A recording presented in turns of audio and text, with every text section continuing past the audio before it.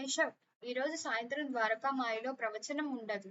ఎందుకు సాయి అని కేశవ్ అడుగగా, మనము ఈరోజు భక్తి పాటలు పాడుదాం అని సాయి అంటారు. కానీ ఎక్కడ సాయి అని కేశవ్ అడుగుతాడు. సుధీర్ వాళ్ళ ఇంటి దగ్గర అని. సరే సాయి, నేను వెంటనే వెళ్ళి వాటిని ప్రారంభిస్తాను అని అక్కడి నుంచి కేశవ్ వెళ్ళిపోతాడు. అప్పుడే అక్కడికి ఒక బాటసారి వచ్చి, సాయి, అదృష్టవశాత్తు నిన్ను మిమ్మల్ని ఇక్కడ కలిశాను. నేను మీకోసం షిరిడీలో ఎక్కడెక్కడో వెతికాను, కానీ మిమ్మల్ని చూడలేదు. మీరు ద్వారకామాయిలో నా కోసం వేచి ఉండొచ్చుగా, ఇంత ఎండలో ఎందుకు నా కోసం వెతుకుతున్నారు అని సాయి అడుగుతాడు. నేను ఇక వేచి ఉండలేను సాయి. వేచి ఉండటానికి విసుగు వచ్చింది. నా జీవితం మొత్తం వేచి ఉండటంలో మరియు విఫలతతోనే ఉన్నట్లు అనిపిస్తుంది. అసలు ఏమైందని సాయి అడుగుతాడు. అప్పుడు అతను తన గురించి చెప్పడం మొదలు పెడతాడు. నా పేరు రఘునాథ్. నేను ఒక వ్యాపారిని మరియు కొన్ని సంవత్సరాలుగా నష్టాలను ఎదుర్కొంటున్నాను. వివిధ వ్యక్తులతో ఒప్పందాలు చేశాను, కానీ అదృష్టం నా వశం కాలేదు. నా మొదటి వ్యాపార భాగస్వామి నన్ను మోసం చేశాడు. రెండవ వాడిని నమ్మకం లేనివాడు. ఇంకా ఇద్దరి భాగస్వామ్యం చేశాను. వారు కూడా దుర్వినియోగం చేశారు. ఇప్పుడు నేను ఒంటరిగా ఉన్నాను మరియు విఫలలతో విసుగు చెందాను. సాయి, నాకు ఏం చేయాలో అర్థం కావడం లేదు. దయచేసి ఒక అద్భుతం చేయండి. నా వ్యాపారం సక్సెస్ వైపు వెళ్ళేలా చేయండి అని అడుగుతాడు. దానికి సాయి, అంత మాత్రమేనా? నేను ఖచ్చితంగా అద్భుతం చేస్తాను రఘునాథ్. ఇది నీ వ్యాపారానికి విజయం తెస్తుంది అని చేతులు జోడించి అడుగగా, కానీ అప్పుడు సాయి అంటాడు, అది చేయడానికి కొంతకాలం కొన్ని శ్లోకాలు జపించాలి. నా గొంతు ఆరిపోయింది. నువ్వు నా కోసం సహాయం చేస్తావా? ఇక్కడ దగ్గరలో ఒక చెరువు ఉంది. దాని నుంచి కొంచెం నీటిని తీసుకురా. నేను నీళ్లు తాగాక నీకు అద్భుతం చేయగలను. ఈ కప్పులో నీళ్లు తీసుకురా. నేను ఈ చెట్టు నీడలోనే కూర్చొని నీకోసం వేచి ఉంటాను అని సాయి చెప్తాడు. సరే అని రఘునాథ్ అక్కడి నుంచి వెంటనే వెళ్తాడు. తరువాత సుధాని చూపిస్తారు. సుధా వాళ్ళ పెద్దనాన్న చేస్తూ ఉంటారు. గంట శబ్దం విన్న సుధా తన కాళ్ళను చూసుకుంటుంది. అప్పుడు సుధా వాళ్ళ పెద్దనాన్న ఇలా అంటాడు. దేవుడు నీకు సూచన ఇచ్చాడు. నువ్వు ఎప్పటికీ మళ్ళీ నాట్యం చేయలేవని. కానీ నీకు నాట్యం చేయాలని ఇంకా కోరిక ఉంది. సరే, ఈ గజ్జెలను ధరించు.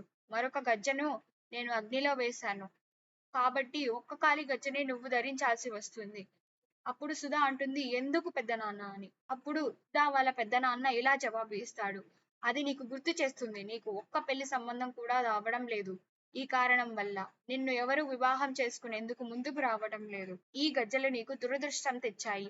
నువ్వు వీటిని ఇష్టపడతావు, కానీ ఇప్పుడు నీ పిచ్చి ఫలితాన్ని అనుభవించు అని అక్కడి నుంచి వెళ్ళిపోతాడు. ఇక రఘునాథ్ ఇక్కడ, అయ్యో, నీళ్లు కలుషితం అయ్యాయి. ఈ నీటిని సాయికి ఎలా ఇవ్వగలను అని అనుకుంటూ సాయి వద్దకు తిరిగి వస్తాడు. సాయి, అక్కడ ఉన్న నీళ్లు చాలా మురికిగా ఉన్నాయి, అందుకే తిరిగి వచ్చేసాను. ఇంకా ఎక్కడ నుంచి తీసుకురావాలో మీరు చెప్పండి, అక్కడి నుంచి నేను తీసుకువస్తాను అని అడుగుతాడు. అప్పుడు సాయి, లేదు రఘునాథ్, నాకు ఆ చెరువు నుంచే నీరు కావాలి అని అడుగుతాడు. రఘునాథ్, సరే సాయి అని మరొకసారి వెళ్లి చూడగా నీరు ఇంకా కలుషితంగానే ఉంటాయి. మళ్ళీ తిరిగి సాయి వద్దకే రాగా, రఘునాథ్, నువ్వు మరొకసారి వెళ్లి చూసిరా అని సాయి అడుగుతాడు. రఘునాథ్ సరే సాయి అని వెళ్ళగా, మళ్ళీ వెళ్ళడం వల్ల ఏం జరుగుతుంది? ఇప్పటికే 2 సార్లు వెళ్ళాను. సాయి ఎందుకు మళ్ళీ ఆ నీరే కావాలని అడుగుతున్నారు? ఇంకెక్కడి నుంచైనా నేను తీసుకురాగలను కదా. సాయి ఎందుకు నన్ను అనుమతించడం లేదు అని అనుకుంటూ ఉంటాడు. సాయి ఇలా అంటాడు రఘునాథ్తో, నీకు అద్భుతం కావాలా? అప్పుడు కష్టపడాలి. మరొకసారి వెళ్లి చూసిరా అని చెప్పగా రఘునాథ్ వెళ్లి చూస్తాడు. అప్పుడు మట్టి దిగుబడిపోయి ఉంటుంది. అప్పుడు నీటిని తీసుకొని వచ్చి సాయికి ఇస్తాడు. సాయి, ఇదిగోండి, తీసుకొని తాగండి. తాగిన తరువాత శ్లోకాలని జపించండి అని అడుగుతాడు. అప్పుడు సాయి నీళ్లను తన చేతిలోకి తీసుకొని అక్కడే ఉన్న మట్టిని కలుపుతాడు ఆ నీళ్లలో.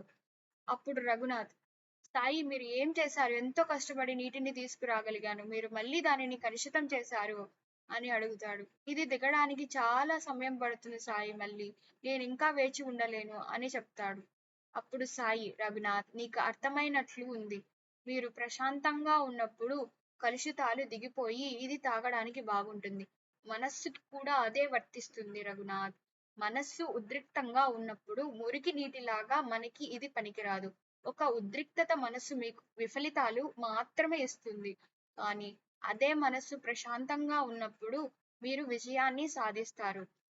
మీ విఫలతలకు కారణం ఉద్రిక్తత మనసు. వ్యాపార భాగస్వాములుగా తీసుకునే ముందు వారు ఎలాంటి వారో తెలుసుకోవడానికి నువ్వు సరైన సహనం లేదు. వారిని అర్థం చేసుకోవాలి. అందుకే నువ్వు అనుభవం లేని లేదా స్వార్థపరులుగా ఉన్న వారిని తీసుకున్నారు.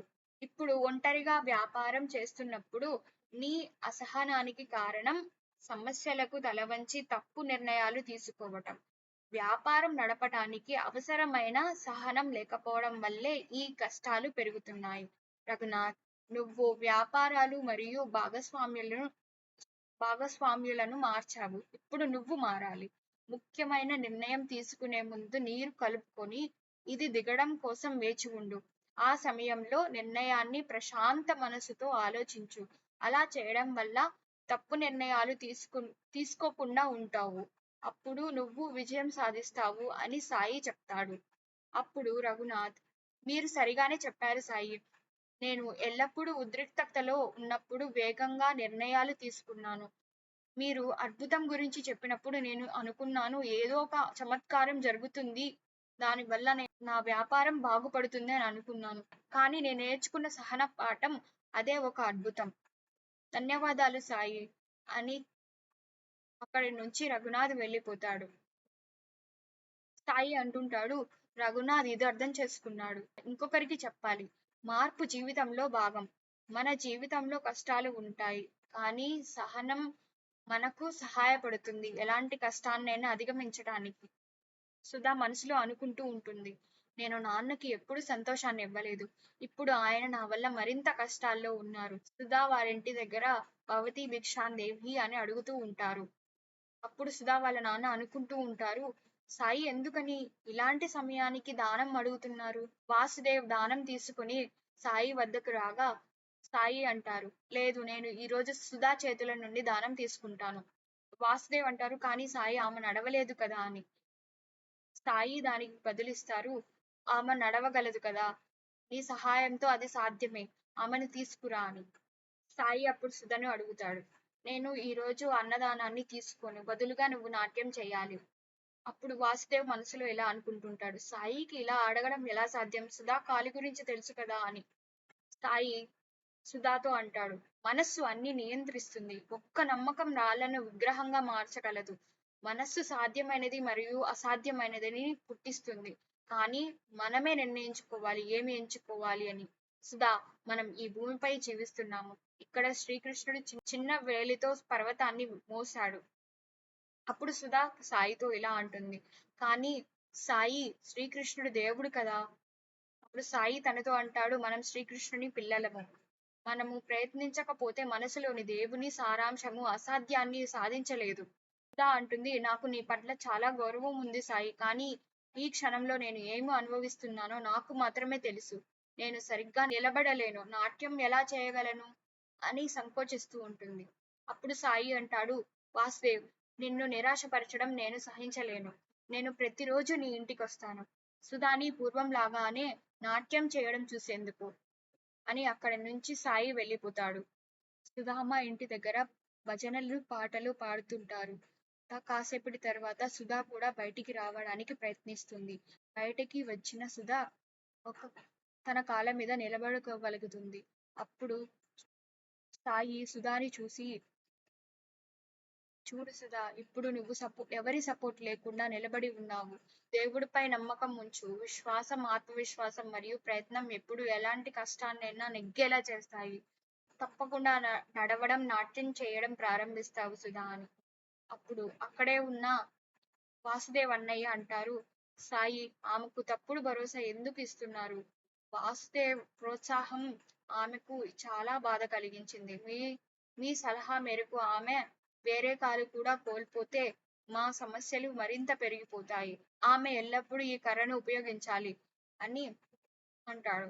సాయి ఇలా అంటారు, నీవు పునాదులను అపహాస్యం చేస్తున్న తీవ్ర గౌరవాన్ని తెస్తుంది. అప్పుడు సుధా వాళ్ళ పెదనాన్న అంటారు, ఆ రోజు ఎప్పటికీ రాదు సాయి. దేవుడి సంకల్పం ఏదైతే అది జరుగుతుంది, దానిని ఎవరు మార్చలేము. వాసుదేవ్, ఆమెను లోపలికి తీసుకెళ్ళు ఉమా చేసుకోవడానికి ముందుకు వచ్చారు. కాకపోతే ఇందులో ఒక సమస్య ఉంది. వరుడికి చాలా వయసు ఉంది. ఎంతంటే వాసుదేవ్‌కున్నంత వయసు ఉంది. అతనికి ఇప్పటికి 2 సార్లు పెళ్లిళ్లు జరిగాయి. కానీ సంతానం లేదు. సంతానం లేకపోవడం వలన అబ్బాయి కుటుంబానికి మనసుత పరిస్థితి తెలుసా అని ఉమ అడుగుతుంది. ఆ! తెలుసు వారికి. అయినప్పటికీ అతడు మళ్ళీ పెళ్లి చేసుకోవాలని చూస్తున్నాడు. కాకపోతే అతడు చాలా ధనవంతుడు. ఇంట్లో చాలా మంది నౌకరులు ఉన్నారు. మరైతే ఎందుకు ఆలోచన చేస్తున్నారు? అంగీకరించండి. సేవకులున్నారు కాబట్టి ఆ అమ్మాయిని చూసుకుంటారు. అమ్మాయికి సహాయం చేస్తారు. లేదంటే ఆమెకు ఇంటిని చక్కదిద్దడంలో చాలా కష్టమవుతుంది కదా! కాకపోతే వయసు గురించి నేను ఆలోచన చేస్తున్నాను. కానీ వయస్సు ముఖ్యం కాదు. మీరు ఇంట్లో అందరికంటే పెద్దవారు. మీరు ఏ నిర్ణయం తీసుకున్నారో వాళ్ళ మేలు కోసం చేస్తున్నారు అనుకుంటున్నాను. మన సమస్యలన్నిటికీ పరిష్కారం ఏకైక మార్గం ఇదేనని. సరిగ్గా చెప్పావు. వాసుదేవ్ ఈరోజు రాత్రి పొలం నుంచి రాగానే మాట్లాడతాను